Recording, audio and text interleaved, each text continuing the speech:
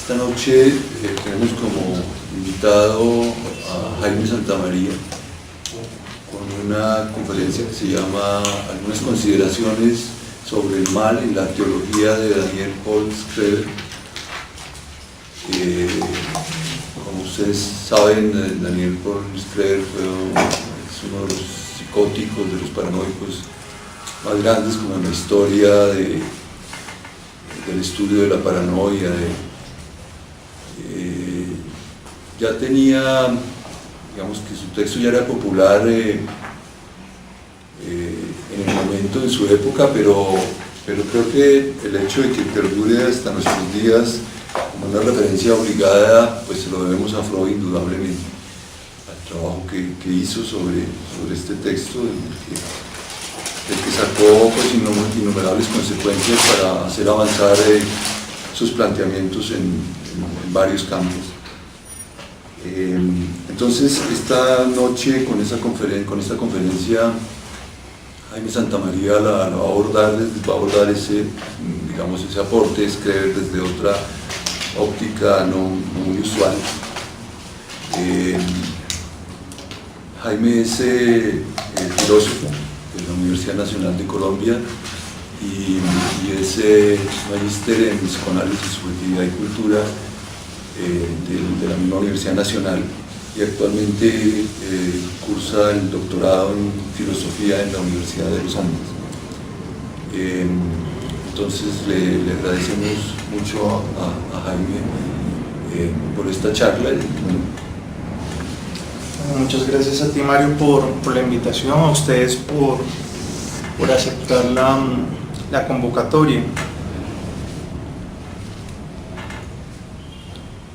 Siempre he considerado que este espacio, hablo de la conferencia mensual de analítica, la Sociedad de Psicoanálisis de Bogotá, solo admite trabajos acabados o a lo sumo muy adelantados.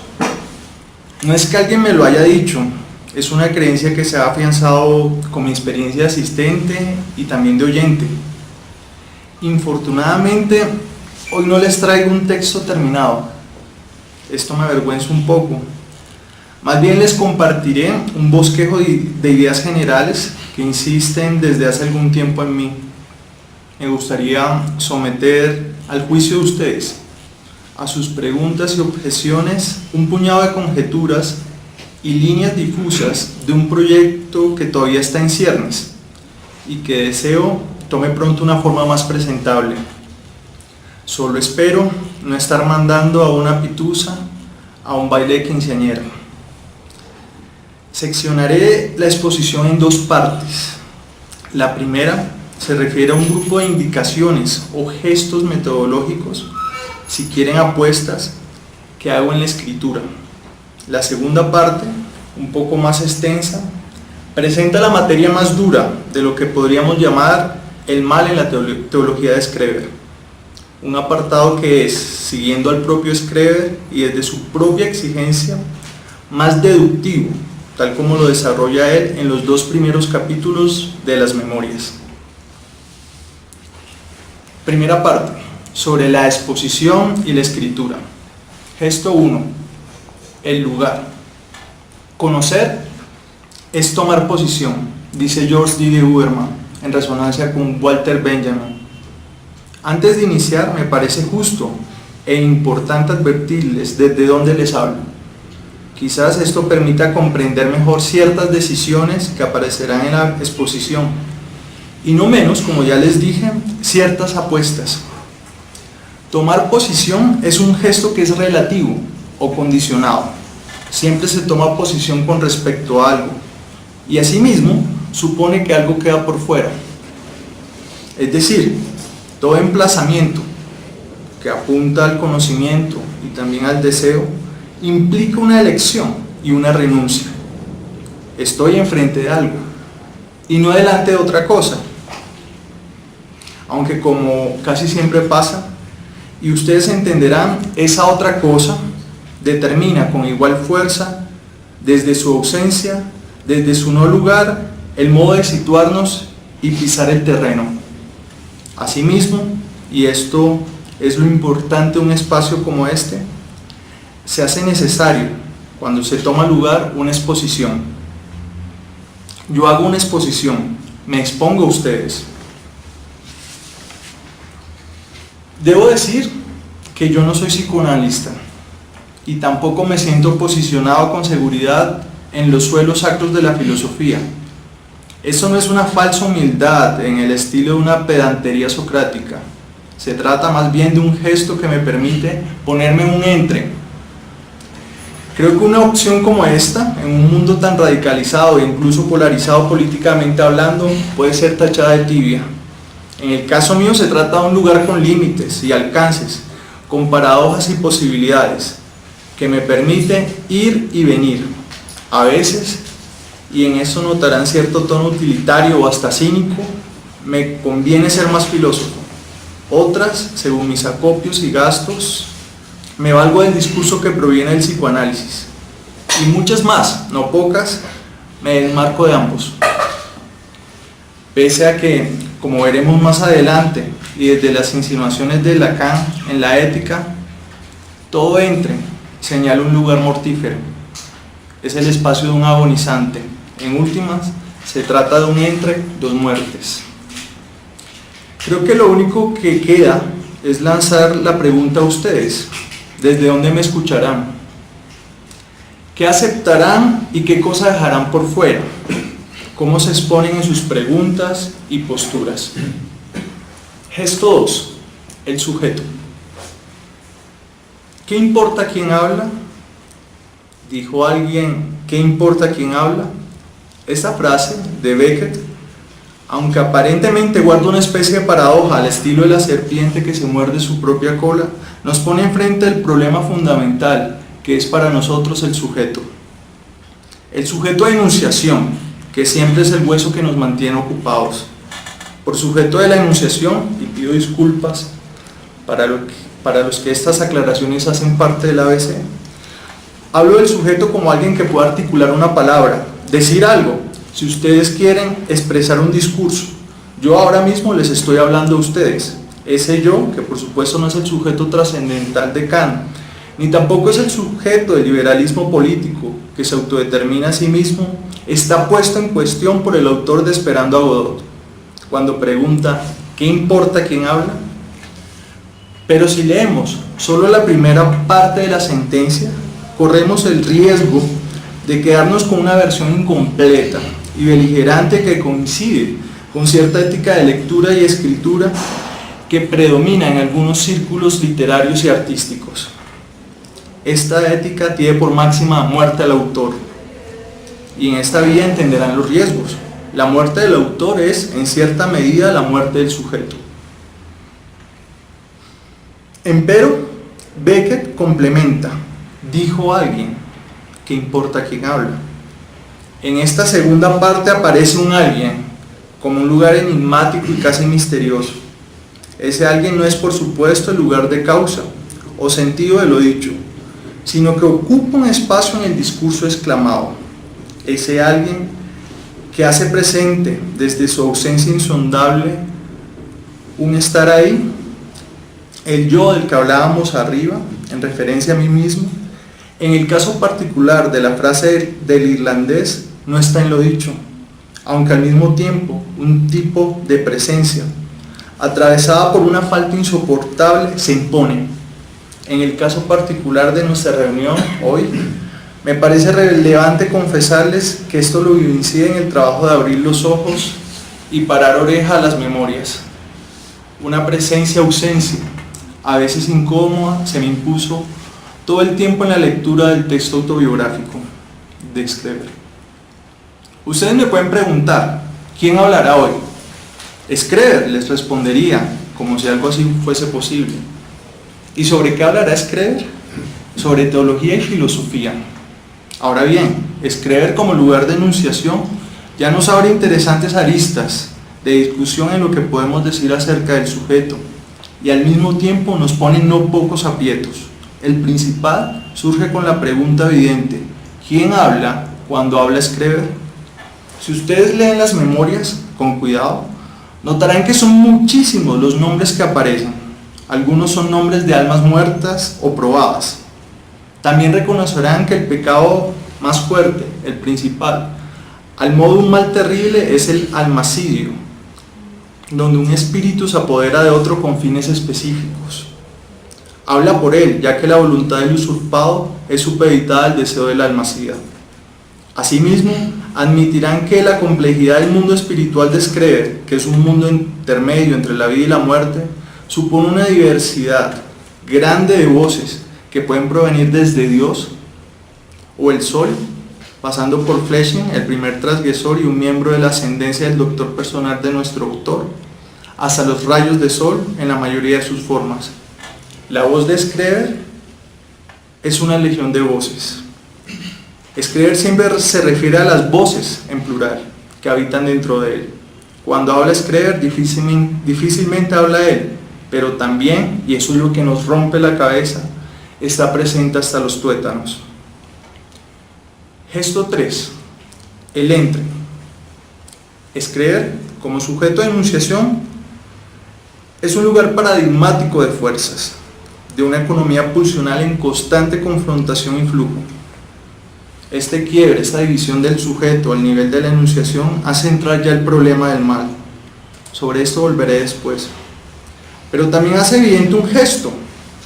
Traigo a Screver como sujeto y teólogo con todo su peso en un esfuerzo por desplazar cierta lectura predominante desde la cual Screver solo es un caso, quizás el más paradigmático y hasta el más silvestre de la paranoia en la psicosis. Hoy no hablaré de psicosis, ni de alucinación, ni de delirio, ni de forclusión de nombre del Padre. Espero no decepcionar a algunos tan pronto.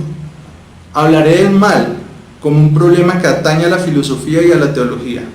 Digo atañe a estos dos discursos en la medida que el problema del mal es presentado por nuestro presidente como la fisura, la falla de un orden cósmico. Es decir, se trata de un problema ontológico que señala el fundamento último del universo y sus condiciones de funcionamiento. Hoy no estará el enfermo, hoy hablará el teólogo o el filósofo. Esta lectura, este hacer aparecer al sujeto Screver desde otro plano, no es original, aunque debo decir, tampoco abundan los desarrollos en esta vía. Elías Canetti, por ejemplo, trató de leer en las memorias un problema de poder y resistencia a este. Es muy conocido el Antiedipo de Guattari y de Deleuze, en el que la figura de Screver, y no por casualidad también la de Artaud, no solo deja de ser el caso clínico, sino que se eleva, o al menos señala, o permite fabricar, según los términos de Deleuze, la propuesta política de un cuerpo sin órganos. Roberto Calasso, quien proviene de un saber no clínico, hizo un ensayo en 1974 que llamó El loco impuro.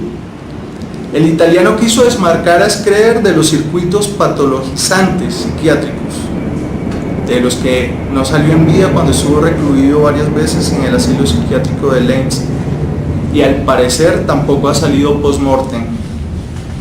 Colasso sostuvo que en la teoría teológica de Screver, aparece el proyecto de la modernidad, con toda su radicalidad en lo que se ha designado como la muerte de Dios. La teología de Screver, desde esta perspectiva, se caracteriza por un asesinato de unas dimensiones asombrosas y presentifica todas las consecuencias que un homicidio tal conlleva. Este sería el proyecto del mal radical, que es fundamental decirlos, en las memorias está siempre por acontecer, a punto de ocurrir, en eminente riesgo de. Toda la creación está en vilo. Este suspenso de la historia, para valerme de un significante que usa Benjamin, señala la naturaleza misma del mal. Está siempre por suceder, un casi ya. En la misma línea, el psicoanalista Jean Alous, en Screver, teólogo, la injerencia divina 2, avanza un poco más allá. No se trata solo de la muerte de Dios, porque Dios, de hecho, siempre ha estado muerto. Esto nos lo enseñó Freud. Dios, para ser más precisos, según el francés, es un agonizante antes que un muerto consumado. Dios ya está muerto y agoniza. Está para valerme de las insinuaciones lacanianas entre dos muertes, o es, para usar las palabras de la ética, un muerto vivo.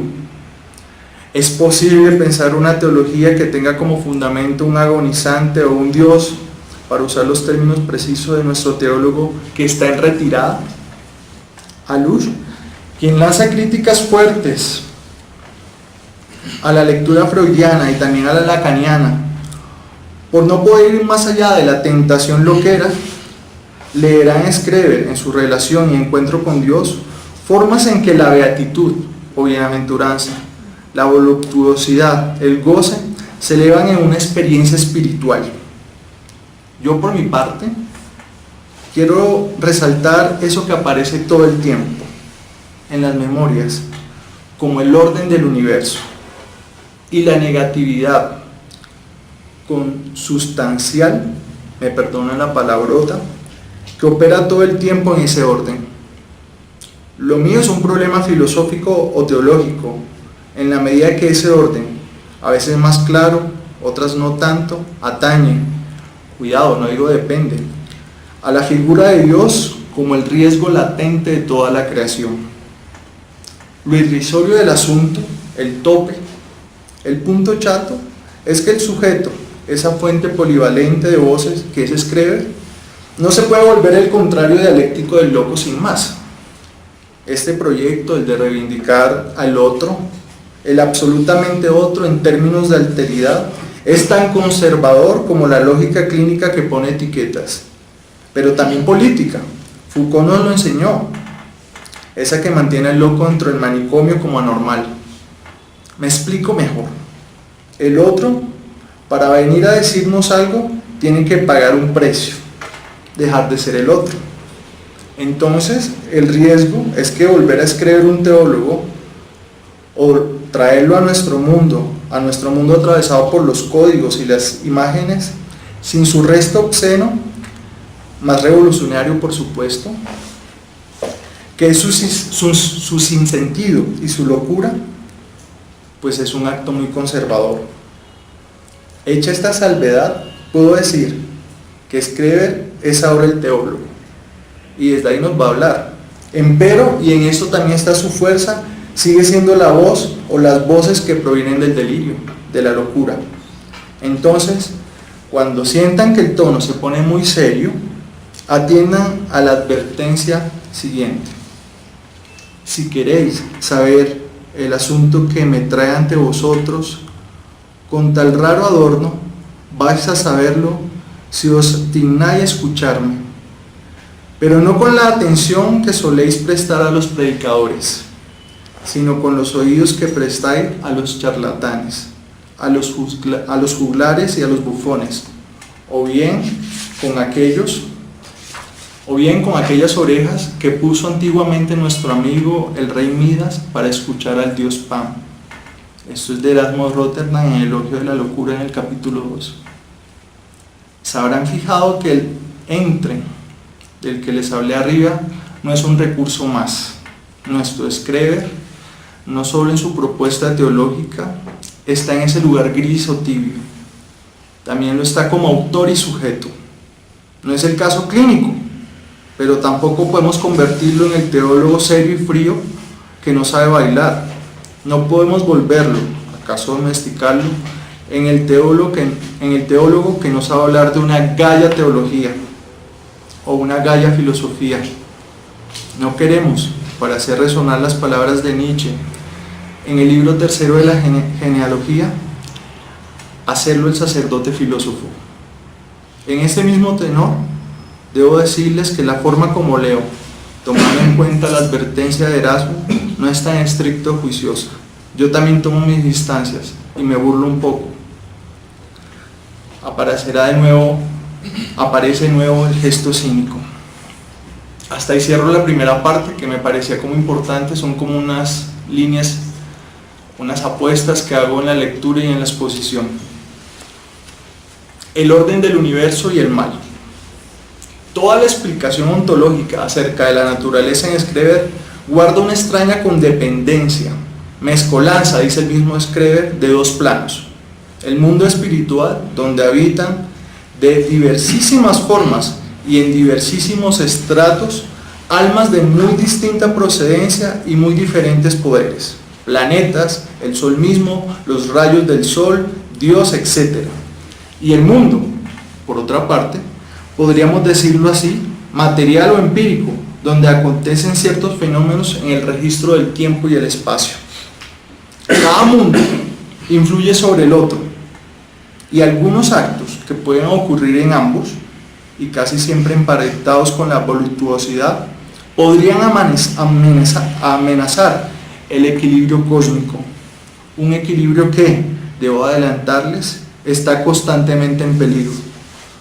No deja de ser llamativo y sugerente que la amenaza del universo está vinculada con un acto moral, es decir, una falta que es falla cósmica y al mismo tiempo transgresión moral voluptuosa. Noten ya cómo el mal aparece. Arista 1. El hombre. El circuito que mantiene conectado todo este organismo, sistema complejo y vivo son los nervios. Los nervios son una categoría que resuena, para mí, con los vasos comunicantes de André Breton. Schreber dice: el alma humana está contenida en los nervios del cuerpo, sobre cuya naturaleza física yo, a fuer de profano, no puedo decir más sino que son comparables a dibujos de Damasco, de extraordinaria finura, hechos con las hebras más finas, y de cuya excitabilidad por los influjos externos depende toda la vida espiritual del hombre. Les afirmo que este concepto o categoría será el centro de toda la ontología natural de Schreber, y no menos de su antropología. Los nervios, eso lo pienso desde la interpretación que hago, suponen una tópica que es, sin ánimo de forzar las palabras, económica. Los nervios, como vasos comunicantes, algunas veces estarán llenos y otras veces estarán vacíos. Ellos algunas veces estarán investidos y otras veces libres. Las almas, en su naturaleza energética, aunque creo que sería más preciso decir termodinámica, tienen como campo de tránsito un cuerpo nervioso. Continúa Schreber: por medio de ellos, de ciertas excitaciones externas, los nervios entran en vibraciones que, de una manera imposible de elucidar, generan el sentimiento de placer y displacer. No puedo dejar de mencionar el registro musical que aparece emparentado con las experiencias de placer y dolor. Se trata, lo dice Schreber, de un fenómeno de resonancia o de vibración. Aún, lo creo, debemos leer y volver con cuidado al proyecto. Allí, a propósito de esto, Freud habla de un fenómeno que llama periodo, el cual daría luces sobre la comunicación, nada evidente, que se establece entre el aparato fisiológico neuronal, nervioso por supuesto, y la conciencia. Freud explica esta comunicación a través de resonancias que tienen lugar en el campo corporal, en la materialidad de los tejidos, que a través de un impulso rítmico, percutor, llevan noticias a modo de cualidades a la conciencia. Por supuesto, en esta concepción antropológica, igual que en Freud, hay espacio para explicar los procesos que atañen a la percepción y los que se vinculan con la memoria. Análogo a lo que ocurre en la teoría freudiana, habrá que decir que hay nervios que tras recibir un estímulo pueden permanecer en un estado anterior de la excitación, y otros que son susceptibles de modificación. Los primeros, por supuesto, sirven para dar cabida a las experiencias nuevas, la percepción, y los segundos explican la memoria. En esta última, claro, se inscribirá el deseo y la voluntad. Schreber presenta enseguida su versión estructural de la memoria. Lo dice así: a ello parece deberse la circunstancia de que en cada nervio intelectivo, los que sirven a la memoria, está, por así decirlo, inscripta la totalidad de los recuerdos y que el mayor o menor número de los nervios intelectivos existentes tengan influjo solamente sobre el lapso de tiempo durante el cual esos recuerdos pueden ser conservados. Está uno tentado a reemplazar la palabra nervio por huella o representación o hasta significante, sin contar que aparece ese carácter efímero, contingente de cada significante dentro de la cadena.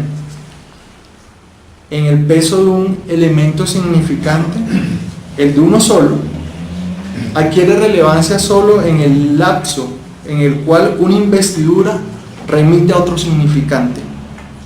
Quiero hacer una nota, quizás importante.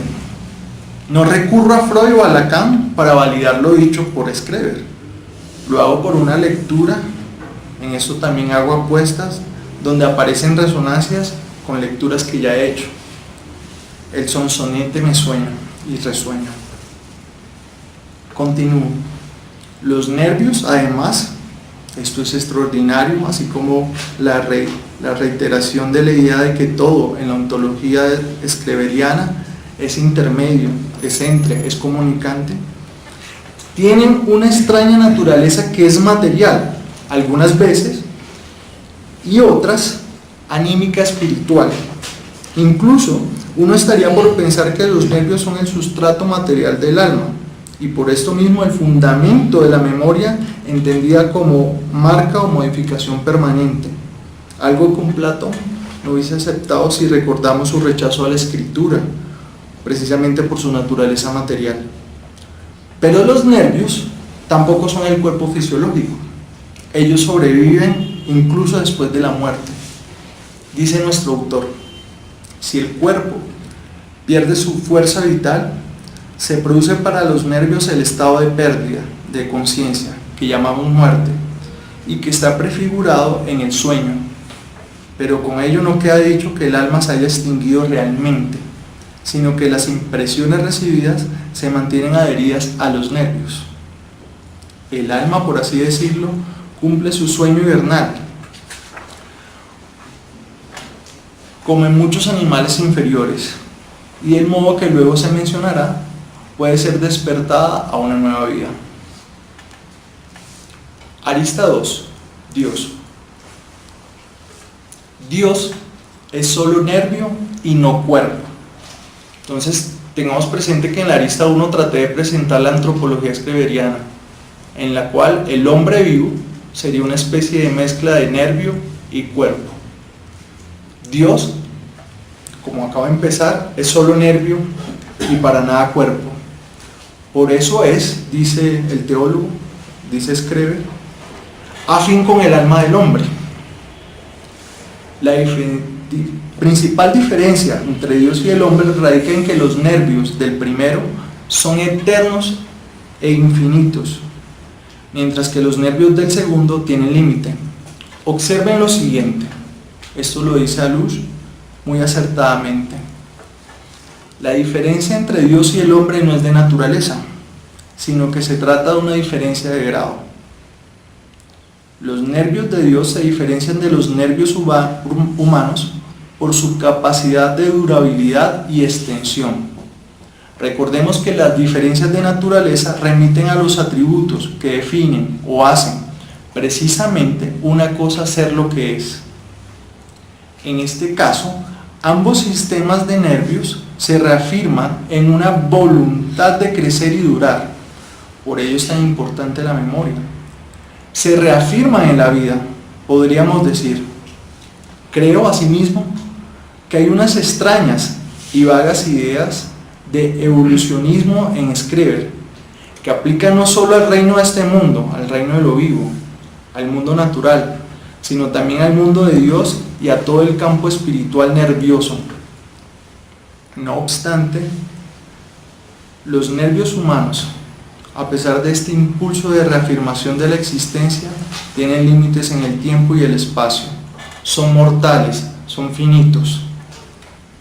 Decir que los nervios son mortales puede causar problemas al sentido de la línea de exposición que les acabo de dar. Si dices que ellos sobreviven, incluso después de la muerte, como una parte muy sui generis del alma, donde se sustentan los recuerdos, entonces, ¿cómo es que ellos pueden morir? Screver cree que muchas almas, después de muertas, están en un espacio intermedio entre el cielo y la tierra. Incluso parece que hay una serie de antesalas, la palabra que él usa son antecámaras, previas al cielo, que hacen las veces de pruebas con el objetivo de purificar los nervios. Es llamativo que la purificación se relaciona con el dolor y el displacer, como antesala a un goce eterno. Este espacio intermedio después de que uno muere es peligroso, ya que ahí hay almas que pueden ser desintegradas o borradas o tomadas con fines no muy benévolos por otras entidades. Precisamente uno de los actos más terribles y los que más preocupan es el almicidio, que es, en términos estrictos, que un alma pueda robarse otra alma con fines específicos. Otras se desintegran o se vierten en el encuentro con Dios, una especie de fusión donde toda la creación se siente en júbilo y en gozo. Si me siguen, todos estos casos en el cual las almas se pueden fundar con Dios, en el cual las almas pueden desaparecer, desintegrarse, esfumarse, no se refieren a la primera muerte de la que he hablado, sino que se refieren a una segunda muerte, la muerte definitiva. Por ello Screver, que es reducido al nivel de un cadáver, está muerto, pero aún no ha consumado esta segunda muerte. Dios mismo, al ser definido como puro nervio, sin cuerpo, está en cierta medida muerto y ciertamente amenazado en su existencia. Screver dice que él, Dios, se ve compelido a realizar actos que están en contra del orden natural, con el fin, aunque no deja de sonarnos paradójico, de restablecer ese mismo orden. Dentro de estos actos de desespero de un Dios que lucha por su propia vida, por su existencia, que lucha como cualquier criatura o bestia en una selva, tiene lugar las demandas obscenas que dicho ser divino hace a Screver. Una de ellas, la más famosa, la emasculación, que tanto placer produce a ambos, tanto a Dios como a Screver. Aunque esto esté en contra del orden universal y la misión de parir por el ano una nueva raza de humanos, a pesar de la carga voluptuosa que esto conllevaría. Es llamativo que Dios sea solo nervio. Esto quiere decir que comparte con los demás humanos, que son solo nervios.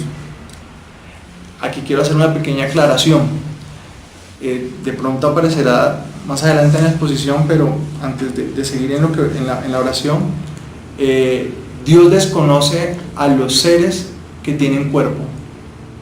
De hecho, una de las exigencias que le va a hacer Dios a Screver es que se vuelva un cadáver, porque precisamente en su condición de cadáver, de puro nervio, y por eso Screver muchas veces va a pasar por cadáver, está la condición de posibilidad de una comunicación y de un encuentro entre los dos seres, en una especie de vaso comunicante nervioso entre el Dios, entre el ser excelso que puede ser Dios y Screver. Es decir, hablando de esto, de la comunicación, pues se trata de muertos, de estos que Screver designa como cadáveres. Dios de estos nervios sabe mucho y puede comunicarse con ellos. Al fin y al cabo, Dios y cadáveres comparten una y única naturaleza nerviosa, mientras que los vivos, me perdonan la palabra, para referirme a los que no han muerto ni siquiera la primera vez, representan en su corporalidad una pregunta para Dios, un lugar de ignorancia. No sabe nada de ellos. Esto explica la razón por la cual, como ya les dije, Dios le demanda a Screver que se convierta en un cadáver, para mantener la comunicación con Él. Una forma de acercarse, de atravesar cierto umbral, hablo de Dios. No obstante este atravesamiento, este acercarse mucho, como veremos luego, puede representar un riesgo grande para Dios. Acercarse demasiado a los nervios de los hombres puede ser peligroso para la creación. Está en detrimento de la existencia divina. No puede uno no pensar en cierta topología del placer, del deseo y el goce, donde el primero, bajo las coordenadas y señas del segundo, hace todo como para atravesar el lugar maldito del tercero, siempre imposible. Aunque bien sabemos que toda su economía, la del placer, es precisamente no acercarse tanto, no franquear, como se dice, el punto cero que significa su fin. A este Dios le aplica el adagio que pone de relieve la relación de goce, ritualidad y divinidad en un emplazamiento topológico a través del dicho popular que dice: ni muy cerca que queme al santo, ni muy lejos que ya no lo alumbre. Pero claro, la vela, el objeto que hace posible la mediación, el nervio de cera, siempre puede extinguirse o producir el incendio de toda la catedral. Este punto abierto de riesgo, de suspenso, apunta al mal. Además de lo que he dicho, los nervios de Dios tienen la capacidad de convertirse en casi cualquier cosa del mundo creado. Cuando están en este modo de transfiguración, se llaman rayos. Aquí reside la esencia de la creación divina, dice nuestro teólogo, que habla del mundo creado, lo podemos deducir en términos de irradiación. Este juego de luz y calor, que no es igual que una creación de imanescencia del uno, al modo de Plotino, pone de relieve la pulsión escópica que predomina en el dios de Schreber. Los rayos llegan hasta donde su mirada alcanza. El sol hace las veces del ojo divino, y sus rayos son la materialización del poder de esta mirada. La luz tiene, eso nos lo enseña la física, una materialidad que desafía las leyes de la naturaleza vista tradicionalmente. La luz es real. A propósito de esto, dice Schreber, nuestra astronomía no ha captado la verdad íntegra en lo que respecta a la fuerza dispensadora de luz y de calor que poseen las estrellas, y especialmente nuestro Sol, sino que hay que considerar directa o indirectamente solo como la parte orientada hacia la Tierra del poder creador milagroso de Dios.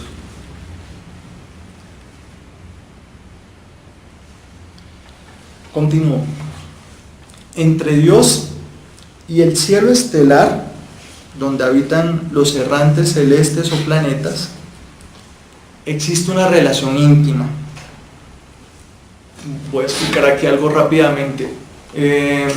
Como calcado de una especie de ontología aristotélica, en Schreber también hay unos estratos. Está el mundo sublunar y habría una especie de mundo supralunar. En el mundo sublunar, es decir, en el cual habitan las almas, es ese mundo de camino, de probación, de purificación, en el cual las almas en algún momento alcanzarán el cielo, donde habita Dios. Bueno, en realidad donde habitan los dos dioses. En Schreber hay dos dioses, Dios mismo está dividido. Pero arriba del cielo hay una especie de relación también compleja entre Dios y los planetas.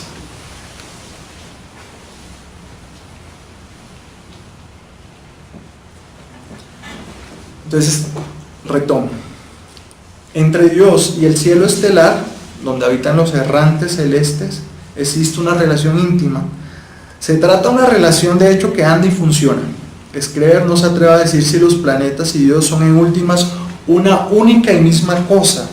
Él mismo no lo tiene muy claro, precisamente porque hace parte del misterio. Tampoco se atreve a insinuar, como alternativa, que Dios creó a estas esferas celestes o a las galaxias. Por otra parte, entre Dios y el mundo, entre Dios y el mundo supralunar, siguiendo lo que acabo de decir, pareciese que las cosas funcionan. No así entre Dios y el mundo sublunar. La senda que va de la tierra al cielo y donde habitan las almas, parecen que las cosas presentan inconvenientes, que atentan contra todo el orden cósmico. Ahora bien, en medio de esta organización estelar, el Sol ocupa un lugar central o fundamental. Él, el Sol, habla con Screver, es un ser viviente. Recuerden el peso de la reafirmación de la vida en la ontología screveriana. O es un órgano que se agita todo el tiempo en reafirmarse. El Sol es el encargado de producir el tiempo meteorológico, que ocurre por injerencia espontánea del Sol, o a veces, rara vez, por alguna incidencia de Dios.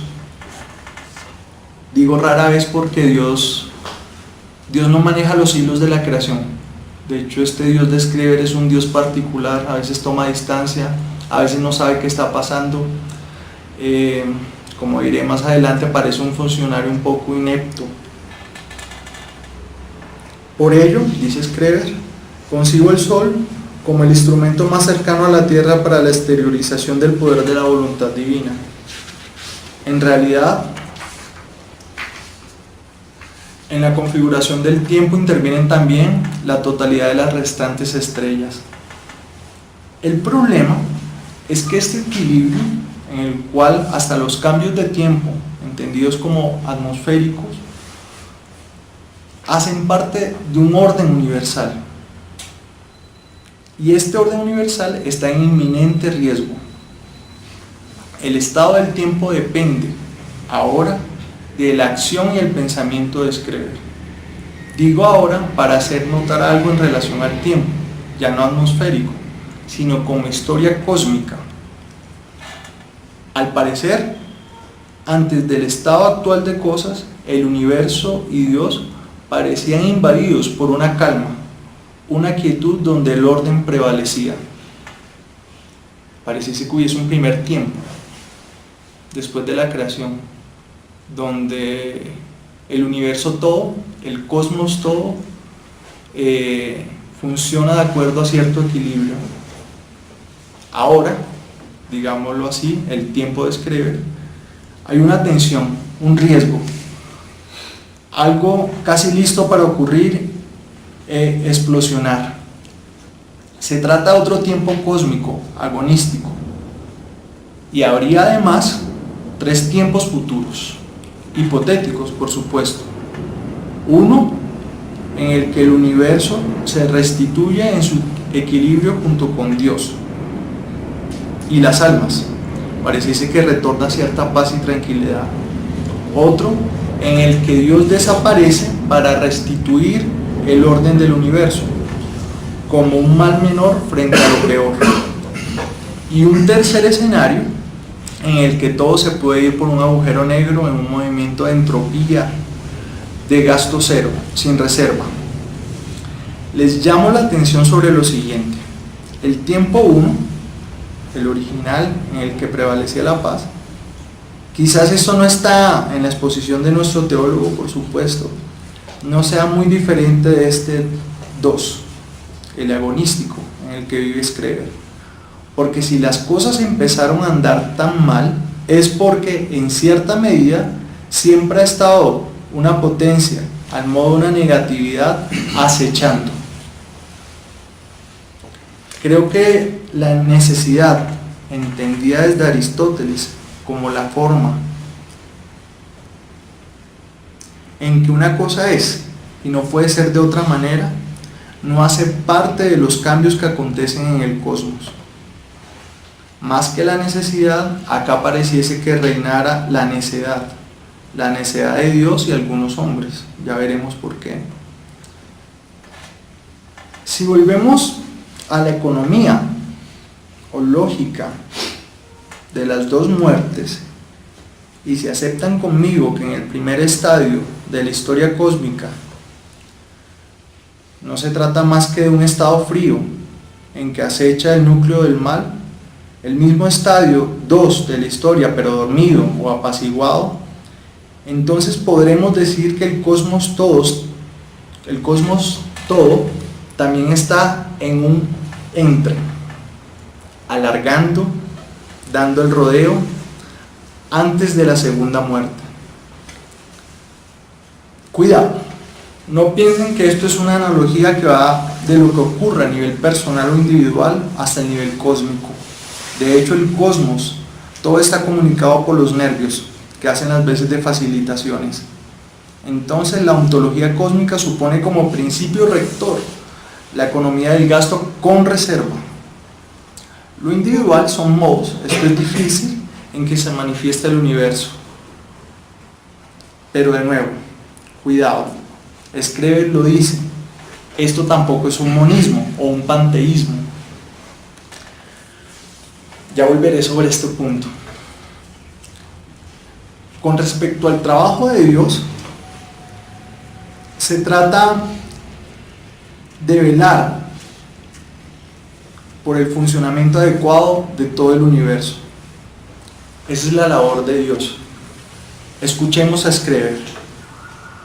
Dios dejaba en general librado a sí mismo el mundo creado por él y los seres orgánicos que se encontraban en él, y solo se ocupaba de hacer posible su mantenimiento, propagación, etc., mediante la conservación del calor del sol. De ordinario, no tenía lugar una intervención directa de Dios en la suerte de los hombres y los pueblos individuales. Esto era el estado acorde al orden del universo. Excepcionalmente, podía suceder lo contrario, una que otra vez, pero no podía y no debía acontecer con demasiada frecuencia, porque el acercamiento de Dios a la humanidad viviente hubiese estado acompañado de peligro para el propio Dios y el universo. Fin de la cita de Screver. Además de reafirmarse la idea según la cual Dios no puede acercarse mucho a su creación, esta cita nos presenta la naturaleza laboral de Dios. Su trabajo en tiempos de paz y tranquilidad era la de ser un supervisor que esporádicamente se veía obligado a hacer un viaje a una región apartada, bajar a la humanidad viviente, hacía algún tipo de arreglo y se regresaba lo más pronto posible. Este Dios parece más un funcionario mal pago y harto de su trabajo, un personaje kafkiano, que un creador excelso y complacido con su creación. Screver dice que los hombres se aburrirían del gozo eterno. Yo creo que Dios desde siempre lo ha estado. Por otra parte, no acercarse mucho a su creación me hizo pensar, espero no forzar las ideas, que el mundo creado por los rayos divinos, creado por el ojo de Dios, se presenta como el objeto. Screver dice, Dios se deleita en todo lo que ve, en cuanto producto de su poder creador. Este producto parece una proyección de luz y calor, la imagen fantasmal de Dios. Pero claro, como en la fórmula del fantasma, cuando se atraviesa el campo espectral y el objeto pierde su negatividad, sobreviene la angustia. Es llamativo que este Dios, que tiene poco control sobre sus acciones y apetitos, a pesar de saber que no se puede acercar mucho, se siente terriblemente atraído por la humanidad con voluptuosidad. Por ello Screver es un foco de atracción para Dios en su formación en mujer. El orden del universo, al igual que en la economía del neurótico, depende de la distancia y el sostenimiento, a modo de constancia, que Dios pueda mantener frente a su deseo, frente al objeto de su deseo.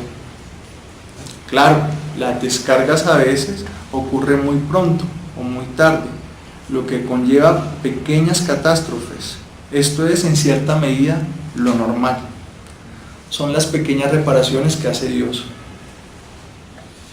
Pero lo más fuerte o radical, si ustedes quieren, en el orden del mal, es que en vez de esforzarse, hablo de Dios, por aplazar y merodear eternamente como cualquier mortal neurótico con pequeños fallos, los normales, que decide mantener, por ejemplo, su trabajo a pesar de la queja y la mala paga, Dios se lanza, aun cuando esto represente riesgo para sí mismo y por consiguiente para el orden del universo. Dios, y este es el problema de la fisura, atraviesa el umbral y goza, pero como entenderán, todo goce, por supuesto, guarda en su núcleo la chispa mortífera que puede hacer arder todo. Este punto ejemplifica bien por qué la teología de Screver no es un monismo, ya que el determinismo del todo no aplaca al individuo. Dios o Screver, de hecho, la acción de ellos podría romper fácilmente el balance universal. En esto radica la necedad del sujeto. Recapitulemos. ¿Qué es el universo y qué lugar ocupa Dios en él? Se trata, en un esfuerzo grande que yo hago por comprender, quizá de una suerte de muchos juegos de sobreposiciones de nervios y rayos, sobreposiciones complejísimas, cada una en sí misma y en la conexión con las demás, en la que los nervios hacen las veces de estructura y los rayos son el elemento que transita. Sería como un sistema de sistemas, pero debo decirlo, solo es una conjetura. Haré otro ensayo. Quizá solo se trata de un cúmulo, a modo de montonera cósmica, donde si se mueve algo, por pequeño que sea, la pila, el rimero, la aglomeración, el montículo, que es el universo, peligra con venirse abajo. Creo que todos hemos tenido la experiencia del desván o el camaranchón, donde mientras buscamos algo, un pequeño movimiento en falso produce la catástrofe y enseguida hay chécheres y cachivaches esparcidos por todas partes. En el caso del universo, el orden que tanto se añora, ese de un tiempo primero perdido que se quiere recuperar, no es más que la inercia por la juntura de lo espiritual y lo físico, de las almas con Dios y los planetas, juntura que el juego de tensión y atracción permite. La economía del gasto con reserva, desde esta perspectiva, apunta a prevalecer en la tarea casi imposible de que el juego agonístico o de fuerzas no presione un lado más que otro, o no haya pequeños movimientos en falso. Así, el mal no solo está en Dios, de hecho es la estructura misma como aglomeración o juntura que está siempre por caerse y regarse hasta el último rincón de la buhardilla celeste. Arista 3. La fisura. Dice Screver, en esa construcción maravillosa se ha producido en época reciente una fisura que está ligada muy estrechamente con mi destino personal. Sus conexiones profundas me es, en verdad, imposible exponerlas de modo plenamente comprensible para el entendimiento humano. Son acontecimientos tan oscuros cuyo velo solo puedo levantar en parte sobre la base de mis experiencias personales. Screver ubica este acontecimiento, la fisura, en el siglo XVIII y en vínculo con una confrontación entre los Flesching y los Screver. Además, esto es importante, en conexión con un acto terrible, lo que él llama, lo que ya hemos mencionado, el almicidio. El almicidio consiste en que un alma puede apoderarse de otra para alargar la vida después de la muerte y también con ciertos fines específicos. Se trata de un robo de almas. Se trató en el orden cósmico de una primera transgresión que tuvo lugar, se supone que en el siglo XVIII. Fue un abuso que Screver está convencido conecta con la lucha entre la estirpe de los Fleischmann, un abuso de una conexión nerviosa divina. Esta capacidad o facultad era patrimonio solo de Dios, pero dado que un tal Daniel Fontengård Fleischmann se ocupaba de asuntos psiquiátricos, nerviosos, de la neurología, Dios creyó pertinente concederle ese don. Lo que no previó Dios fue el abuso y atrevimiento que, como transgresión, introdujo el mal en el orden del universo. No me interesa, aunque les recomiendo su lectura, toda la reconstrucción de Schreber, que toda la reconstrucción hace Schreber del evento y las minucias que juntan esta lucha agonal de las dos familias. Pero, y en esto aparece lo interesante, en algún momento Schreber se pregunta por qué Dios, quien debería saber de la debilidad de los hombres, concede este don a un mortal más. Y dice: si alguien se ha tomado el trabajo de leer con alguna atención lo presente, tal vez se le haya sobrevenido involuntariamente el pensamiento de que algo debía o debe andar mal en el propio Dios. Si la conducta de un solo hombre pudo acarrearle cualquier peligro, y si el mismo Dios, aunque solo fuese en instancia subordinada, se dejó arrastrar a una suerte de conspiración contra los hombres, que después de todo eran inocentes. La fisura, que es fechable y de la que se pueden ubicar unos sujetos agentes, esta es mi apuesta de interpretación, hace las veces de mito para dar cuenta de algo más terrible. La estructura misma siempre ha estado a punto de sucumbir. Entonces, la importancia de la transgresión como relato es precisamente servir de operador frente a la acción de salvación o condena del mundo. Algún chivo expiatorio debe hacerse, debe aparecer. Y es que uno está tentado a pensar que las cosas no solo andan mal con Dios, sino también con la creación que Él administra. Este es el punto más radical que nos enseña Schreber, o al menos el que nos insinúa.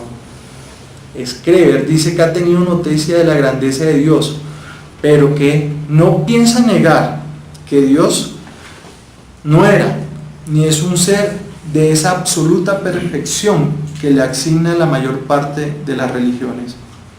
Y esta debilidad se debe a una fuerza de atracción, la tensión de juntura, pero la tensión también del sujeto con el objeto, según la cual los nervios y los rayos se atraen recíprocamente.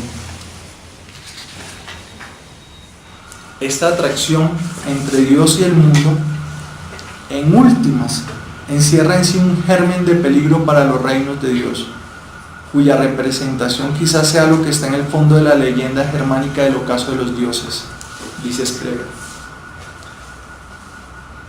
Esto se entiende mejor si decimos que el incremento de la nerviosidad entre los hombres es inversamente proporcional a la potencia divina.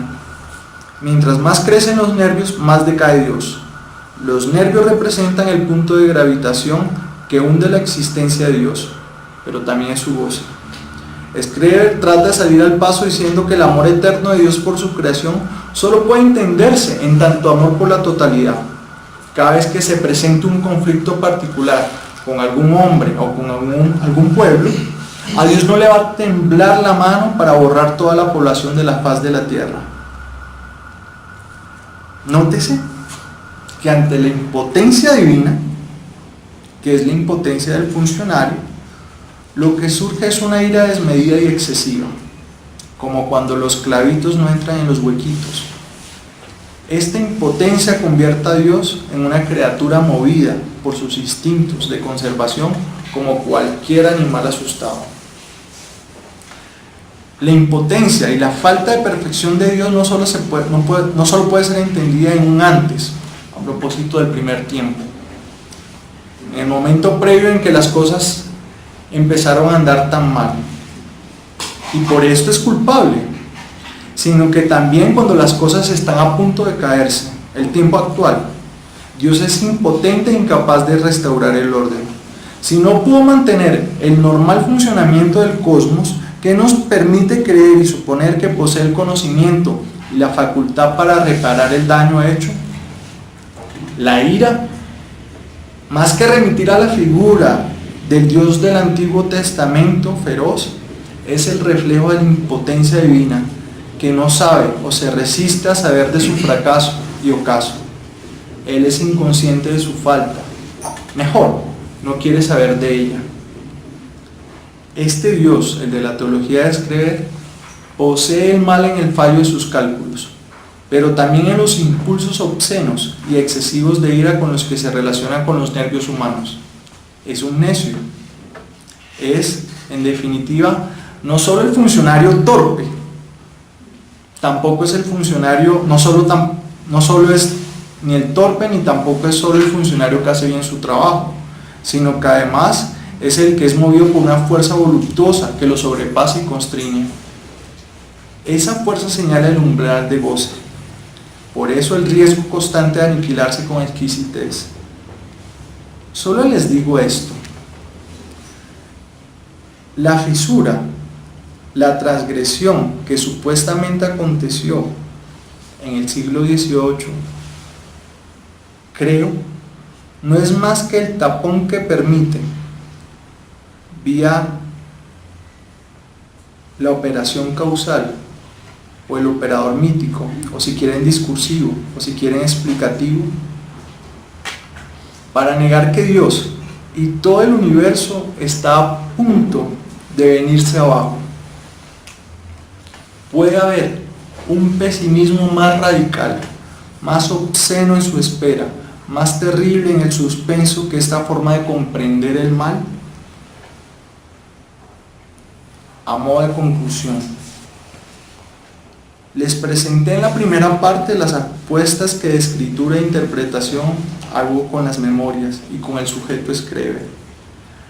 A ese nivel intenté mostrarles en la exposición que hago frente a ustedes que hay algo difícil de situar y que se presenta con un rostro opaco y gris, un entre, les dije, que es rodeo y espera, suspenso y vilo, frente a lo que se puede articular en un discurso sobre el mal.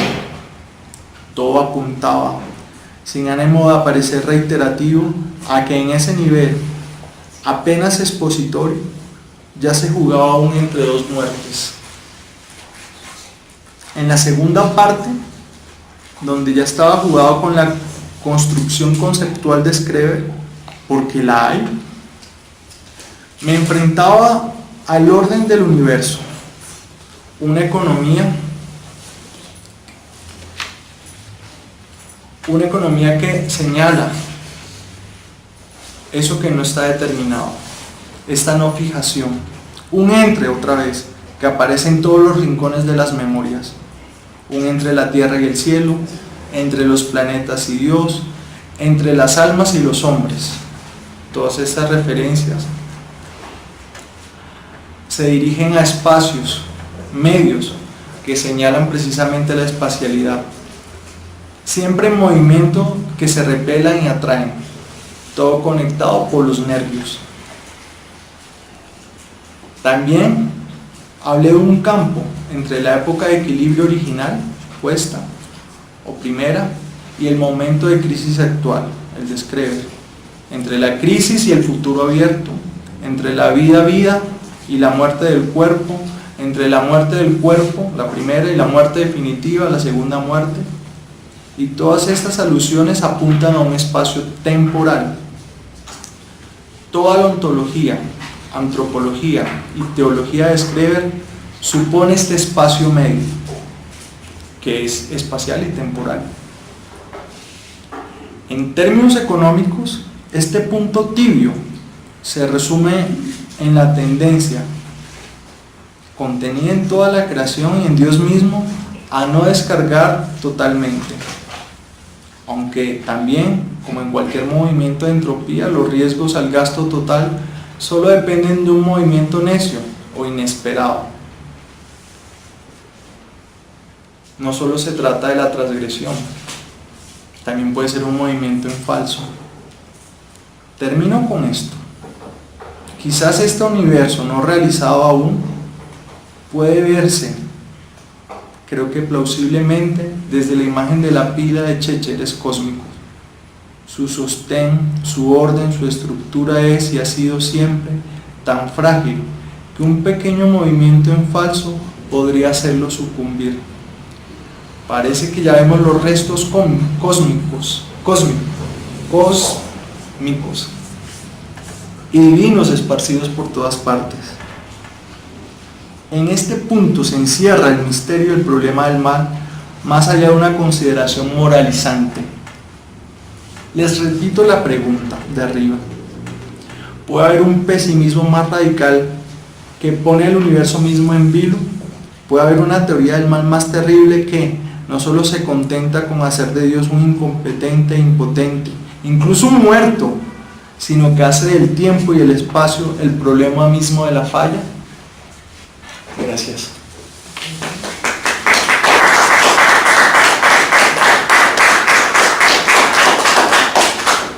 Bueno, muchas gracias. Ahí abrimos el espacio para las preguntas, comentarios.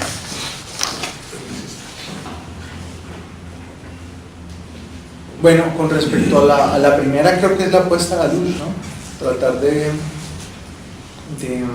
presentar el problema incluso en términos místicos o espirituales.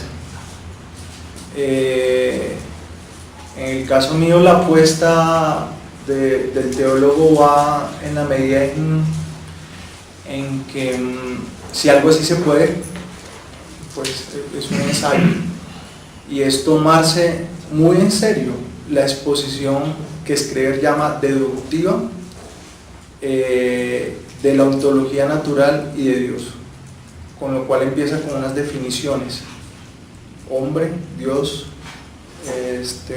tiempo, espacio, en la cual entonces hay un desarrollo, una construcción que bueno, vuelvo y lo digo, es una de las apuestas, para mí tiene un peso conceptual, a diferencia del místico, porque el místico pareciese que se retira, tiene un saber, tiene un encuentro especial con la divinidad, pero en su retorno tiene una imposibilidad para hablar de eso que aconteció.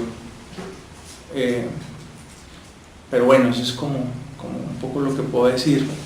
Con respecto a lo segundo, sí me parece más problemático, porque precisamente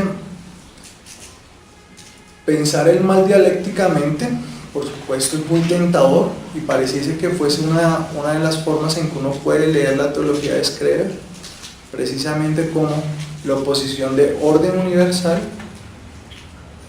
con su correlato dialéctico, que sería la fisura o la falla. Entonces todo el tiempo sería como una especie de desarrollo en el cual hay un orden cósmico y habría el correlato de la falla. Creo que podría ser una lectura muy plausible, pero el esfuerzo que yo trato de hacer, por supuesto, creo que todavía toca afinar mucho en la exposición, pero el esfuerzo precisamente es tratar de no pensar las cosas en términos dicotómicos, sino pensarla en términos de entre.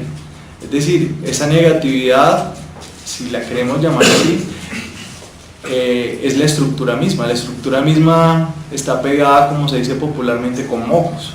Entonces casi que un movimiento en falso, a diferencia de lo que se creería en ese movimiento místico en el cual las cosas funcionan tan bien, un pequeño movimiento podría hacer caer pues todo este cúmulo cósmico, ¿sí? Es decir, no hay algo así como el orden universal y la negatividad.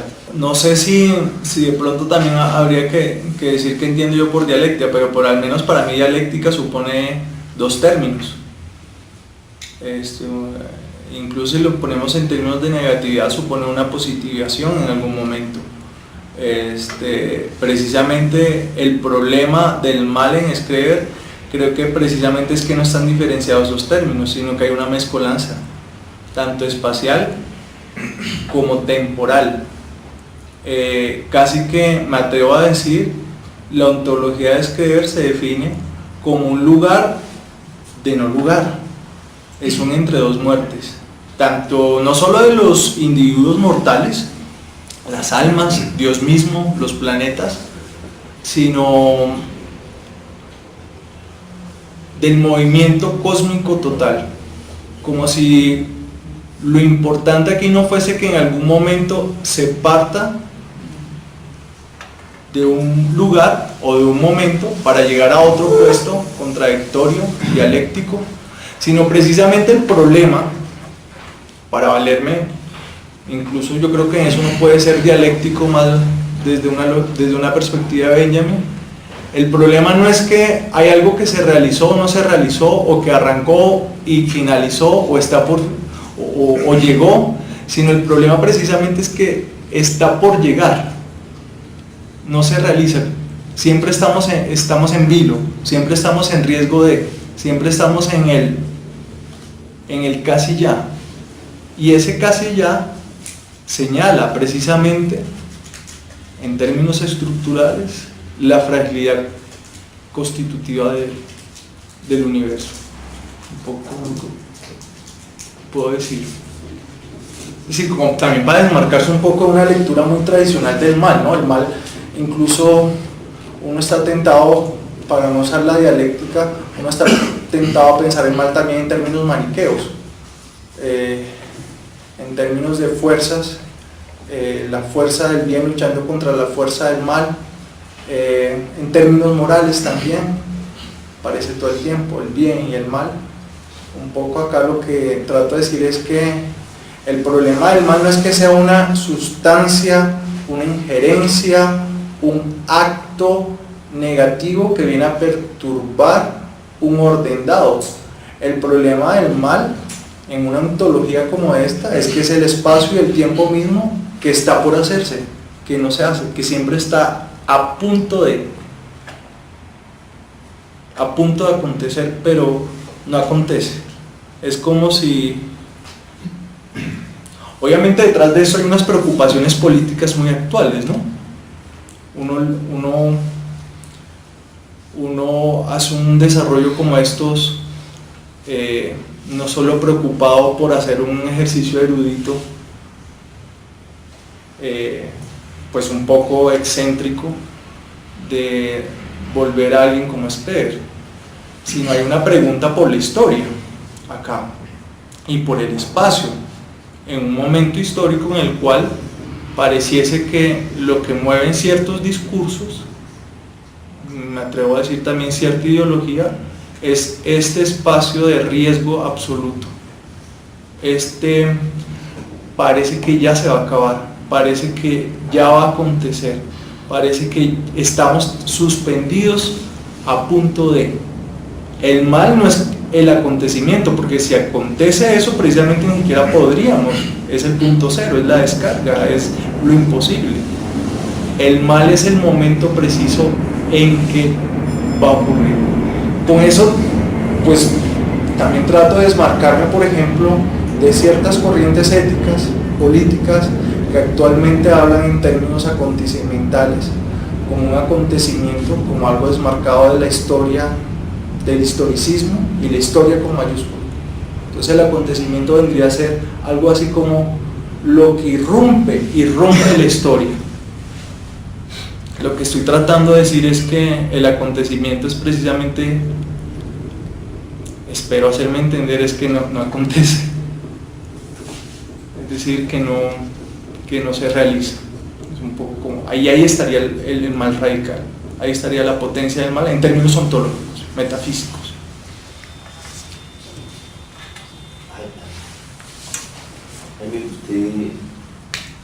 Usted decidió, dice usted al principio, que la perspectiva de su trabajo es una perspectiva, yo no entiendo la perspectiva que toma simplemente las elaboraciones que él hace, las elaboraciones teóricas, la formulación, pero prescindiendo de todo aquello que, digamos, en su opinión pueda patologizar esos acercamientos. Eso no entiendo. Es un poco el gesto. Sí, el asunto, lo que me preocupa ahí en ese acercamiento es que en ese temor que usted tiene, usted decidió dejar de lado al sujeto. ¿Sí? Usted habla de la teoría, su teoría sobre Dios y sobre cosas, teniendo que si tiene en cuenta al sujeto, todo esto se destruya. Pero me parece que en este caso, ese sujeto, que es el que sintió en cierto momento que algo se había roto, algo se rompió del orden del universo, y es el que emprende la búsqueda de la manera como se podría o no eventualmente restaurar el orden del universo, restaurar el orden del universo. Es el que a partir de esa ruptura crea la teología, su propio modelo teológico. Ese sujeto es el que, si uno lo sigue muy finamente ese texto, y lo estuvimos haciendo durante 2 años, conmigo, ese sujeto es el que no puede morir, pero tampoco puede entregarse al goce del otro. Es el que tiene que mantenerse en cierto lugar y mantener además un lugar muy importante en todo esto. Es el centro de todo lo que puede ser la restauración del orden, manteniéndose en la buena distancia respecto a la posibilidad de que sea reducido a absolutamente nada o que sea condenado a ser absolutamente gozado por el otro. Me parece que ese sujeto es imprescindible para poder entender lo que está ahí en juego de lo que ha surgido de ese Dios del mal detrás del Dios del bien que estaba sosteniendo el universo aparentemente, que mostró que detrás había algo tenaz y que en su elaboración, como usted lo muestra,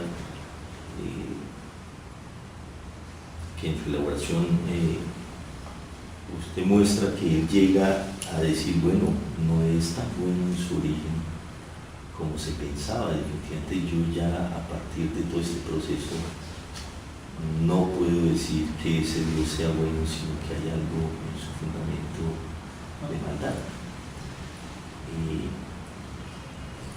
Y es que lo que me preocupa es que dejando por fuera el sujeto no podamos acercarnos a otro tipo de teología, donde el sujeto sea justamente el que la sostiene y el que la crea, que se derive, digamos, de ese sujeto que construye a partir de los efectos que sobre él tiene el otro, construye, digamos,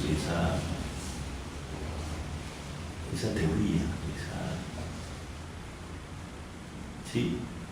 su teología. A mí el asunto, digamos, este asunto de Sprever me recuerda a las elaboraciones que hace Dufour sobre lo unario. Usted debe conocerlas. Cuando él dice que el estructuralismo ocultó que detrás de lo binario y lo ternario estaba lo unario, y que lo unario es el despelote absoluto, y que lo unario está en el fundamento de la posibilidad de cualquier organización ternaria, que es lo que de alguna manera entiendo que estaría en el fundamento de eso que usted está tratando de acercar, que viene acercando hace mucho tiempo en términos del mal. ¿Sí? Pero al mismo tiempo, aún ahí, me parece que es ese sujeto construyendo a partir de la manera como en él se ha, digamos, como en él el otro está marcando su cuerpo, y buscando por sobre todo una distancia absoluta respecto al otro, el que construye esa teología, y que esa teología depende de la posición que lo ocupa, y que en el caso de él es absolutamente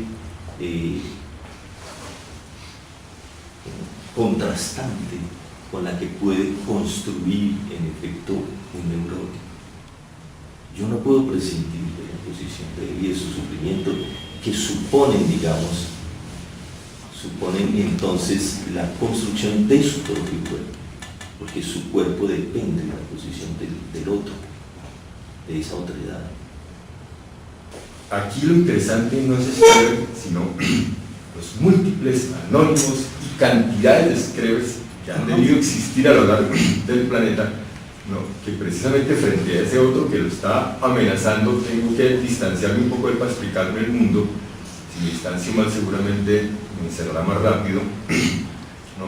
Pero otros tantos que se han visto, digamos, enfrentados a ese ser diferentes, a ese no sé explicarse desde esa teoría que me está planteando, que explica el mundo, que es lo que yo, pero que todo el tiempo está allí. Él está deconstruyendo esa teología que le han puesto, o sea, por supuesto que la conoce, y la conoce de forma erudita, lo que se observa detrás de alguien que sí, conoce muy bien. Pensemos en otros tantos que él tenido que deconstruir. Entonces me parece que ese momento de no patologizar, y es lo que quiero decir yo, me parece interesante, porque es darle un tiempo que es fundamental y que hoy es vigente. Yo no creo que porque se introduzca ese elemento que obliga a pensar las cosas, en este caso en particular, desde el punto de vista de ese sujeto que está construyendo esa cosmovisión, entonces esté patologizando en el sentido de que, digamos, son los efectos del igual sobre eso, ¿sí? Pero no en el sentido de un sufrimiento o de una particular clasificación en términos de enfermedades del sujeto, ¿sí? Lo que yo trataba de decir es que me parece que él cree que va a patologizar, pero que él podría abordar el asunto del sujeto sin necesidad de pensar o de decir voy a recaer en una patologización, ¿no? Definitivamente esta y la de los otros miles de escleros que señalas están construidas desde el punto de vista de un sujeto que está diciendo en dónde estoy y en dónde puedo estar sin desaparecer respecto al otro, a ese otro que es el lenguaje en el que yo me determino, el lenguaje general, Pero eso que me hace existir, ¿sí? ¿Cómo es posible que yo pueda tener un lugar, ¿sí? Que no me subsume enteramente al mundo del otro, al mundo, a eso que llaman lugar, ¿sí? Y a partir de ahí yo escribo o considero, me pregunto qué es Dios, si es bueno, si es malo, etc. ¿Sí? Pero eso no supone lo que yo entiendo que tú estás llamando patología. Un orden al igual. Supongo que debemos responder a Asmi. Sí. Tenemos la palabra a disposición. pero pues, Puede haber un homicidio aquí. sí, pero Pío, yo creo que también se puede dar como ciertas libertades para leer un texto y dar énfasis. Y dar un énfasis no niega otras formas de entrar a un texto, ¿no? Precisamente, por ejemplo, uno de los apuntes que yo trataba de decir en lo que llamaba apuestas era un poco tomarme muy en serio las palabras de Beckett, y es, bueno, pero ¿quién importa quién habla? Casi que podría, pero ¿importa quién está hablando? Un poco como para darle desde una ética que puede decir hasta ahí es incompleta, de muerte al autor también. Ahora bien, yo advertía que eso también tiene riesgos, porque la muerte del autor también corre con el peligro de matar al sujeto. Pero Beckett complementa y dijo alguien a nivel de ni siquiera de la complejidad que tiene para nosotros la subjetividad, simplemente la posibilidad de que alguien dijo algo. Ese alguien permanece en las palabras dichas, es decir, el hecho de que yo no hable del sujeto explícitamente en el énfasis que trato de hacer, no veo cómo no, precisamente, no puede no estar escribir aquí todo el tiempo, en su multiplicidad de voces. Precisamente, y de hecho, sería como otra forma también de abordar el punto. Si recuerdas, la forma como empieza a escribir en el prólogo, empieza con un deseo explícito de dejar un texto que sirva para el conocimiento científico, y aclara luego, y lo va a repetir varias veces en las memorias, y sobre todo un saber de las cuestiones religiosas, ¿cierto? Ese es el deseo de escribir, dar un conocimiento bastante cuidadoso, bastante complejo. Creo que uno podría sacar aquí una suma de lo que hay, de lo que él concibe, o de lo que se supone que él ha descubierto del mundo. Es un teólogo. Pero entonces, un poco como la pregunta que yo hago, que te relanzo es, pero bueno, uno no puede darse ciertas libertades de énfasis, y cómo no, dándole precisamente la voz a escribir en su deseo, cómo no puede no estar el sujeto de escribir acá, si precisamente le estoy dando pues cierta preponderancia, cierto protagonismo a un deseo que quedó olvidado en la historia, no voy a decirlo así, por cierta línea patologizante. Eso de hecho creo que uno no se lo puede echar solo al psicoanálisis. Creo que Mario lo decía, desde 1903 que se publican las memorias, por eso lo va a sacar el texto hasta 1910, pero de 1903 a 1910 se escribió muchísimo sobre este caso silvestre, en términos psiquiátricos, en términos psicológicos. En términos de las ciencias sociales, un Deleuze y un Guattari, queriendo sacar a Deleuze del lugar un poco en la crítica al Edipo freudiano, y diciendo que precisamente un poco, por ejemplo, eso por ejemplo, ahorita toco ese punto, volvieron sin quererlo a meter a Esquer dentro de una categoría, porque la propuesta de él es precisamente un esquizoanálisis, es precisamente cómo Esquer y Artaud se vuelven un modelo en el cual la normalidad sería el opuesto dialéctico. Por ejemplo, Canetti, un poco que lo traigo, es de todos modos también una especie de vuelta, es si le damos el lugar al loco, entonces casi quedamos en una versión invertida, política y ética, en la cual le damos el lugar al que no tiene voz, al loco, al marginado, al que no ha tenido voz. Y entonces lo ponemos a hablar, pero ponerlo a hablar es a un costo, y es volverlo familiar para nosotros y darle subsidiariedad.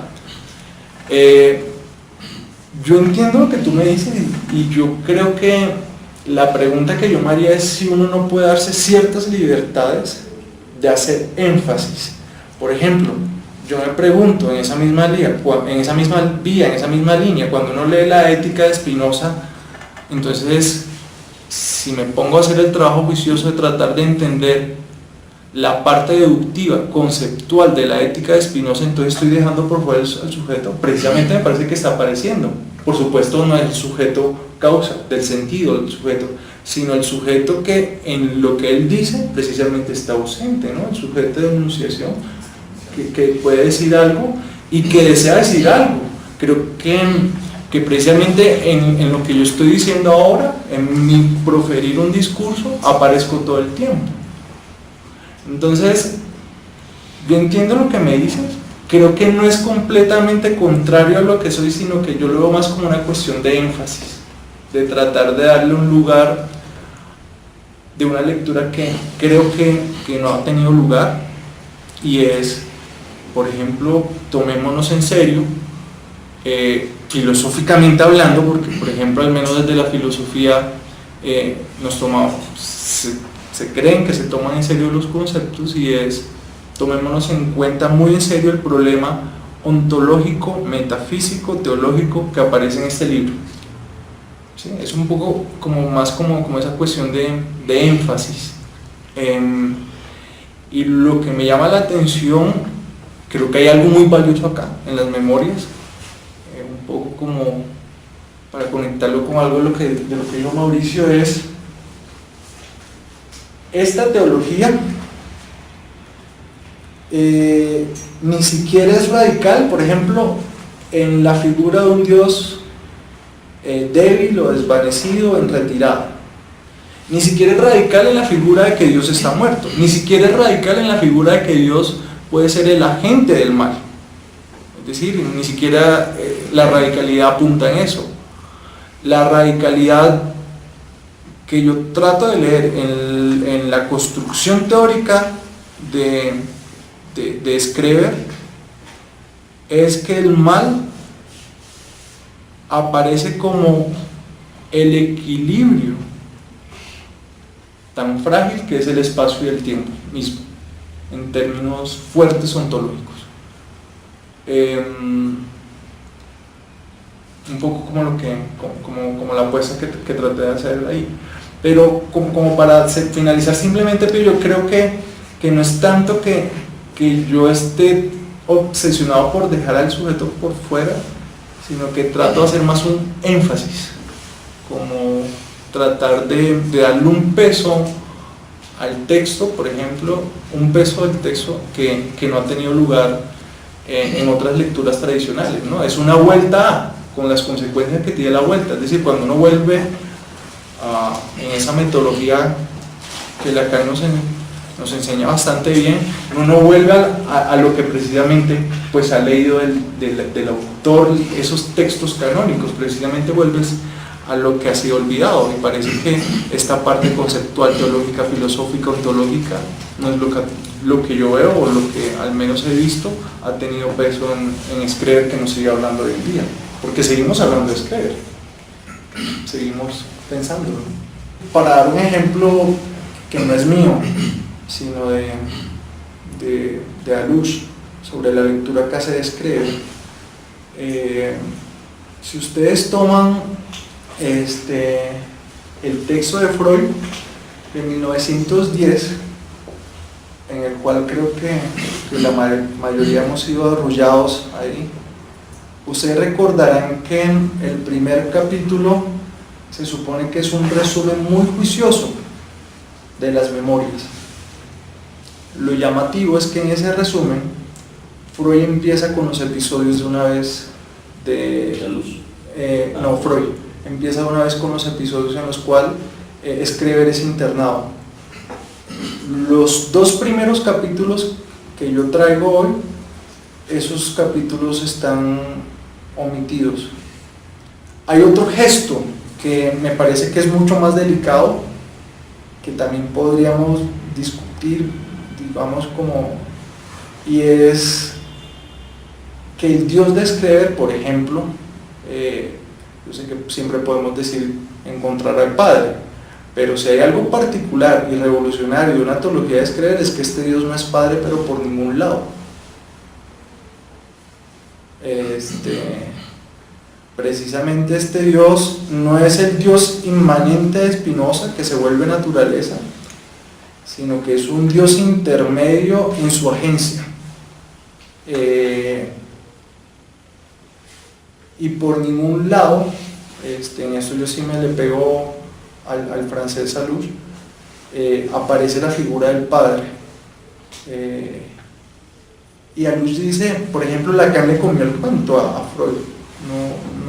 Lacan no fue de pronto como lo hacía normalmente, como de tratar de escuchar precisamente eso que aparece omitido, que aparece entre líneas, y es que acá hay un problema que no tiene que ver con el Padre. Por supuesto, podemos hacer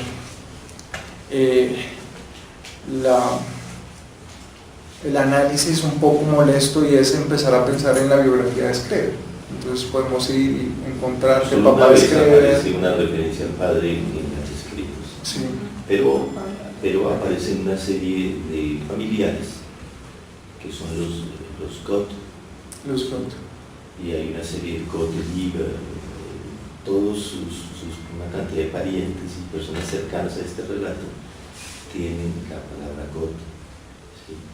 Pero es cierto lo que describe, eso es sorprendente, pero justamente eso yo no creo que cancele de ninguna manera eso. ¿Sí? Es en qué registro aparecen esas significaciones, esos acercamientos entre la figura del padre y lo que aparece en sus escritos, en sus memorias. Es cierto que al papá no se refiere solo una vez, una sola vez, sí aparece. No entendí lo último que la figura del padre aparece en las memorias. Sí, el papá sí aparece una vez. Ah, sí. No, digo sobre todo un poco como decía que uno puede traer al papá todo el tiempo. Eso es una posibilidad, ¿no? No, eso sí no. Sí, claro, la teoría sí puede montar. Ajá, es un poco como lo que trataba de decir, más que si aparece o no aparece. Uno puede traer el papá todo el tiempo, pero entiendo que la referencia de Luz es en ese sentido. ¿De dónde es montar ahí al padre lo que cuenta Dios y ahí no aparece en ninguna parte? Y no aparece ni siquiera, es más fuerte, tomándose muy en serio los conceptos y un poco el peso ontológico que aparece acá. La naturaleza de Dios no hace para Luz pensar por ningún lado una figura de un padre. Eso es discutible, por supuesto, ¿no? Pero digamos que hay al menos un gesto ahí como de tratar de sacar la lectura tradicional que se ha hecho. Quería preguntar si, digamos, en las teologías del monoteísmo, monoteístas, el lugar de la mujer es un lugar que no sé si podríamos ubicar del lado del mal, pero de todas maneras parecen estar montadas sobre ese rechazo a las mujeres. ¿Qué podría decirnos la teología de Screver sobre ese punto? No, pues creo que es completamente revolucionaria con respecto a las teologías anteriores, porque precisamente la posibilidad de arreglar, de rectificar un daño hecho acontecería por vía de que Screver acceda a la demanda de convertirse en una mujer. Hay unos pasajes también donde Screver llega a decir que Dios se siente profundamente atraído por la figura femenina, por la nerviosidad femenina, como si hubiese en lo femenino no solo el lugar, como creo que en la mayoría de teologías, al menos occidentales, como ese lugar de rechazo, ese lugar de ocasión del pecado, por ejemplo, al menos en una tradición judeocristiana en la cual la mujer es ocasión de, en el cual, por ejemplo, para el judaísmo, desde los tres relatos del Génesis que aparecen, en los tres aparece la mujer, uno sacada de la costilla, la otra como tentadora y la otra como la mujer como llevando o jalando al hombre hacia la ocasión de la transgresión, que en uno de los relatos es comer de la fruta prohibida, la serpiente que tienta a la mujer, pero al menos en una tradición occidental judeocristiana la mujer sí tenía como ocasión como lugar de menos, precisamente los profetas, todas las figuras excelsas pues van a ser figuras masculinas. Lo llamativo es que el lugar de la salvación acá estaría mediado por la condición de posibilidad de que Screver precisamente se vuelva una mujer y pase por el goce femenino. Eso es profundamente llamativo. Hay un evangelio apócrifo que es se llama el evangelio, si no estoy mal, el evangelio de Pedro, no es el mismo Pedro, no, es uno de los Pedros se escribió más o menos en el año 75-80 después de la era cristiana, es decir, 30-40 años después de la muerte de Jesús. Es un evangelio en el cual hay muchos discursos de Jesús, aparecen las bienaventuranzas muy extensas, es un Jesús muy discursivo, en el cual habla, en el cual da muchos sermones, pero ese evangelio no fue acogido entre la tradición del canon, por una pequeña razón. Al final, María, para que pueda ascender al cielo, ocurre lo contrario de la teología esquedera, se tiene que convertir en hombre para poder ascender. Es la única posibilidad de que María tenga la ascensión. En ese caso, en ese evangelio, por ejemplo, María precisamente, al contrario, para llevar a cabo el deseo divino, la culminación de una profecía, se tendría que convertir en hombre, se deja llamar María, se vuelve una especie de ángel y sube al cielo. Si hay algo, al menos muy fuerte, aunque todavía sigue siendo del Nuevo Testamento, es que la figura de la mujer aparece con más fuerza que en el Antiguo Testamento judaico, en el Torá. Pero aquí, por ejemplo, no aparece ni siquiera como las mujeres que se dan cuenta de que resucitó, sino aquí aparece como la condición de posibilidad. La condición de posibilidad no de que el mundo se arregle, porque el problema es ese. No hay ninguna garantía de que el mundo se vaya a arreglar. Ese es el problema. Eso es lo que a mí me parece tan importante de esta propuesta. Es decir, casi que en términos de sentido, de elaboración de una teoría, de elaboración de algo, de armar un texto cuando algo anda tan mal, casi que el texto vendría a cubrir algo que no anda, y en el texto algo podría funcionar, y de hecho funciona imaginariamente para taponar precisamente la falla, la falta, la fisura radical que está ahí. El problema acá es que no hay garantía alguna de que escribir haciendo el milagro pueda salvar el universo, ni salvar a Dios, y Dios tampoco tiene ninguna garantía. Eso es lo que me parece como radical, el suspenso de la historia. Y bueno, la mujer ahí me parece que fue un lugar como, al menos como sin embargo, es una mujer que no es mujer, en el sentido de que la nueva raza será parida por el ano, en donde digamos, pareciera que entonces la mujer también queda, a pesar del intento, excluida. La salida de él de la clínica tiene lugar de otra manera. Tiene lugar, las cosas se organizaron. Él dice que en cierto momento las cosas empezaron a tomar su lugar. Como si no hubiese sido necesario llegar a ese punto extremo que él planteaba de ser la mujer de Dios. Y bueno, en las discusiones que dábamos en cierto momento pensábamos si acaso ese punto que él plantea y que está casi al comienzo del capítulo 2, tal vez está muy al comienzo, esa idea que se le vino de ser la mujer de Dios, fuese el punto límite, pero un punto límite que marcaría, digamos, para él la destrucción de Dios, así se puede realizar. Entonces para él eso no se realiza, digamos, no está planteado que se realice, sino en su delirio, en su idea de que eso se puede plantear como salida. Pero para él no se, digamos, él puede salir de la clínica de otra manera.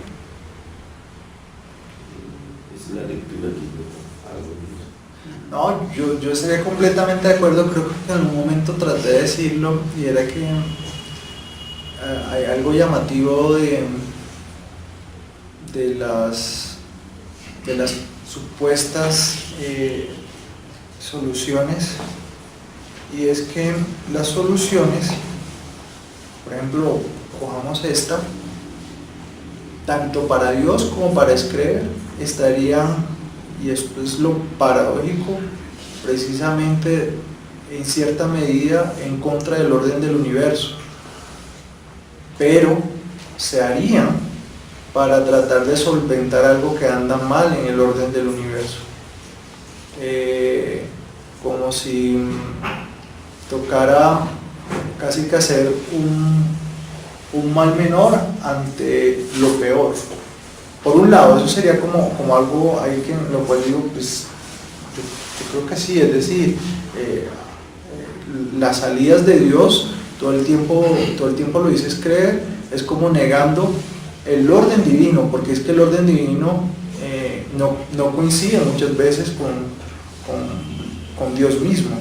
Eso es algo también que aparece todo el tiempo, es decir, no es este Dios que controla los hilos del universo. De hecho, precisamente es un Dios como que no conoce muchas cosas que ocurren en su creación. Es ignorante, Dios. Es ignorante. Dios no sabe nada. Pero lo otro es que estos actos que quieren solventar, que quieren reparar, están movidos también por lo voluptuoso, por cierto bienaventuranza, por cierta beatitud, por cierto goce, por cierto placer, y en eso mismo también cargan un componente transgresor, que a pesar de estar mediado por el componente religioso, místico, espiritual, de todos modos no dejan de tener la carga obscena que conlleva. Por ejemplo, Screver en algún momento, por ejemplo, aparece como la figura del mártir, ¿no? Como si él mismo tuviese que sacrificarse en pos de salvar algo, aunque eso mismo representaría ir en contra del orden del universo. Claro. Sí, porque hay juegos muy complicados ahí con Dios, pero digamos, a propósito de la teoría que usted deriva de ahí, es en efecto importantísimo señalar que Dios no sabe nada, que Dios es puro goce. ¿Sí? Dios es puro goce, Dios no tiene ni idea de nada, se le oculta además y no tiene la posibilidad de saber, es un Dios que no tiene la posibilidad de saber. ¿Sí? Eso es un elemento muy importante, supremamente importante, pero además la otra cosa es que me parece que en todo ese proceso, aunque él habla en cierto momento de que en efecto hay un núcleo de maldad en Dios, ¿sí? No por ello deja de salvar el elemento, yo no sé cómo llamarlo, en oposición a la maldad. Sí, el elemento divino, excelso de Dios. Una cosa buena en Dios, digamos, algo que lo estaría a él protegiendo. Y eso está siempre presente, a pesar de que ese Dios es malo y que lo pone a sufrir, ¿sí? Y que lo hace pasar por una serie de cosas y que lo entrega para que los demás lo gocen y que casi lo maten. Él sabe que en el fondo es un proyecto de Dios, ¿sí? Es un proyecto de Dios que lo tiene a él en un cierto lugar y que sabe que no lo soltará. Pero en un punto él sabe que Dios no lo soltará. Pero eso es paradójico con el Dios ignorante. Es paradójico. Porque supondría que Dios sabe de un bien para mí. Pues está planteado. Claro, sí, pero... Y eso está ahí, o sea, está en esa idea. Estoy planteando es la paradoja en esta construcción teológica, es decir, la paradoja es, por supuesto, Dios me quiere salvar, pero Él es un ignorante. Lo chistoso es que, o lo irrisorio del asunto es que me quiere salvar, pero entonces sabe algo, pero ya he dicho que no sabe precisamente de mí, no sabe de los vivientes, no sabe de lo que ocurre acá en el mundo de los mortales. No puede saber, sí. No puede saber. La única manera como puede saber, dice él, como puede participar, es por vía de los nervios. Es la única manera como puede participar y llegar a saber algo. ¿sí? Es por vía de los nervios, es decir, por vía de la mitad de goce. Lo digo yo así, pues no sé si a usted le convenga, pero yo la única manera como tengo para entender algo de eso, es la vía por la cual, digamos, ingiere, tiene que ver con mi cuerpo, ¿sí? Tiene que ver con mi cuerpo. Pero definitivamente, a pesar de haber encontrado ese Dios malvado, yo leo en esa obra que él nunca, digamos, nunca suelta un hilito que hace de ese Dios alguien que de todas maneras tiene un plan para tratar de salvarse él mismo a través, porque es salvarse él mismo, no es salvarme a mí, sino salvarse él mismo utilizándome. Sí. ¿Sí? Salvarse él mismo. ¿Cómo puede salvarse él mismo utilizándome a mí? Y para eso me protege, no es para protegerme a mí, eso no es lo que él dice realmente. ¿Sí? Bueno, interesante es el tema de ese Dios que tiene fisuras. Sí, Pues lo interesante, o sea, el tema es que ese Dios con fisuras se vuelve insuficiente y él necesita entonces construir por lo menos un Dios que explique, aunque no resuelva, aunque al final no logre, digamos, dar la respuesta esa, pero que explique de alguna manera un poco ese Dios que le satisface. O sea, hay un Dios, no hay un Dios que, creo que precisamente el problema está en que Dios no lo está protegiendo. Descubre que la falla que Dios echa no le es suficiente, no lo protege, y él necesita tratar de restaurar la fisura, que en la conclusión que tú planteas es interesante, es una fisura imposible de alguna manera de restaurar. La idea de esa tercera muerte que empieza a constituirse a partir del siglo XVIII, ¿no? Me parece muy interesante cómo sale. Por eso ese paréntesis allí de algo que no se resuelve, parece que es interesante que esa voz lo diga. Muchas gracias. Bueno, muchas gracias a mí, muchas gracias a mi